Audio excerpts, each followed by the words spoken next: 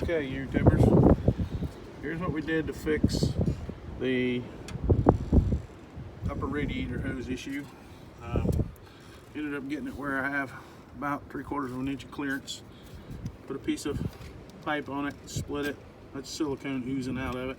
Anyway, when that dries, the zip ties won't even be necessary probably, but worst comes to worse, this might come over here and touch this. It'll be metal against metal, which is not ideal, but be better than being 100 miles away from home and blowing radiator hose due to a interference with the tensioner. That is added about 2 inches to it. I use this right here. This is stainless steel pipe.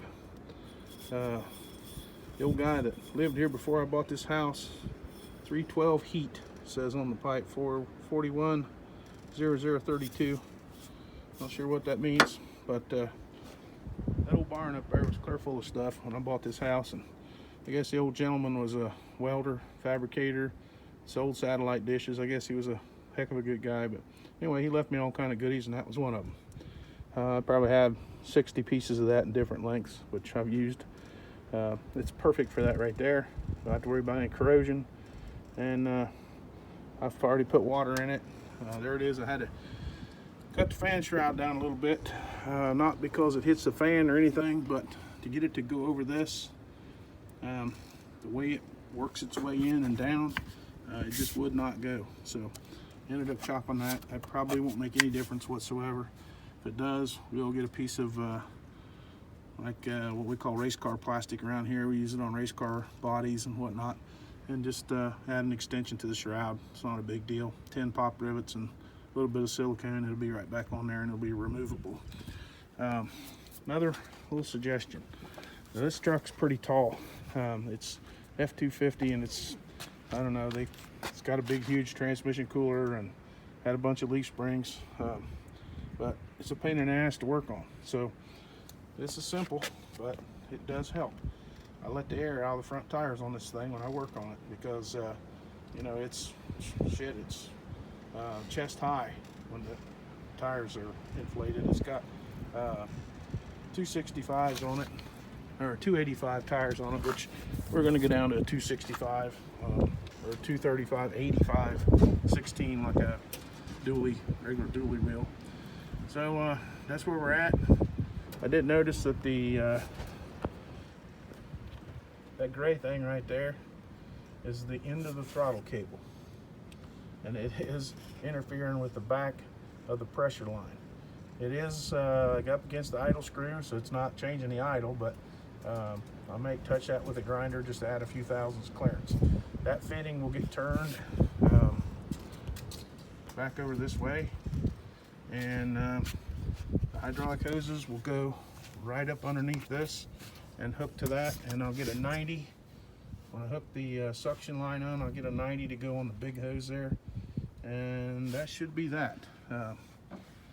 You run the hoses down through next to the master cylinder, down along the frame rail, under the body, and back to the first control valve, to the tank. Suction line goes to the tank, obviously. The pressure line will go to the inside of the control valve. So I'm not going to wire up the pump right now, because I'm going to get a jump solenoid that when you energize the pump, I'll weld a tab and a bracket here, so when you accelerate the engine a little bit, it'll jump out and hold the motor off idle. So you'll have an idle up solenoid that'll come on the same time the pump comes on. I've done them that way before. It works out pretty good. A lot of the old cars that were carbureted had a little solenoid bolted right to the carburetor that whenever you had the AC on, it would idle up the motor slightly. And they work great for that. They're adjustable. So I'll find one of them, weld me up a little bracket, and like I said, you flip a switch in the truck, it'll turn the pump on and idle up the engine. So all with one switch. That's basically going to be your PTO, and you get out and your wrecker should operate.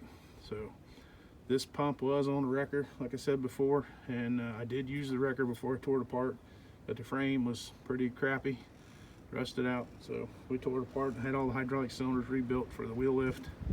And the next step on this will be working on the frame and getting the wheel lift up under it. I'll probably put the wheel lift under it first and then operate on the, get the boom on it, then we'll build a bed around it. I extended this frame for the simple fact I've had a lot of little stock wreckers, little 1-tons, and I don't care how many springs you put under them, they'll carry enough weight, but then the front end is so light that you can't hardly stop the thing, especially in slick conditions. So you see these guys putting these huge front push bumpers on them. Well, I think some of them put them on there for the fact to keep some weight on the front wheels, but that's hell on the front ball joints and steering components as well. So anyway, it's a give or take. We may or may not put a push bumper on this thing. It's got a nice front bumper on it. Actually, it's very nice. This old truck was a pretty good old truck. I drove it daily for years, or a couple years anyway, and never had any problems with it. Just not really a powerhouse, and really was kind of hard on gas. So this will make a perfect wrecker. Not going to use it every day. So all right, that's where we're at. Hydraulic pump, I consider it complete, other than the wiring, and that'll get wired up when I wire up the rest of the stuff on this wrecker.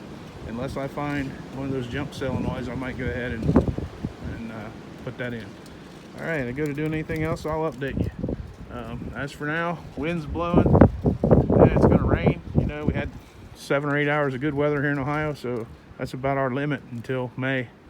So have a good day, and please like and subscribe.